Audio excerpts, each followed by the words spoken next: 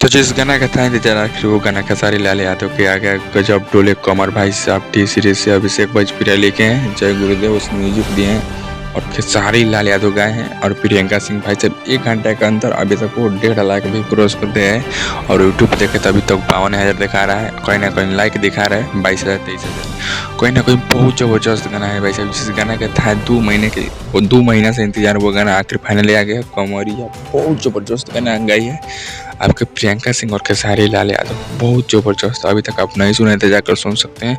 Video quality के बारे में बात करते हैं, वीडियो क्वालिटी भी एकदम मस्त है, एकदम लिरिक्स के बारे में बात करते हैं, लिरिक्स में तो क्यों मनी कमी नहीं है। और डांस के बारे में बात करते कुछ मतलब गाने के बारे में बात करते, गाने में एकदम उतनी मनी की नहीं हो कमी नहीं है, बारीकी से काम किया गया है। टी सीरीज हमारे भोजपुरी कहीं ना कहीं टी सीरीज कंपनी बहुत बारीकी से काम करती है। अभी तक आप लोग जाकर नहीं देखें तो जाकर गाना सुनिए। टी सीरीज हमारे भोजपुरी से गजब डोले भाई साहब, जबरदस्त गाना। चलिए मिलते हैं।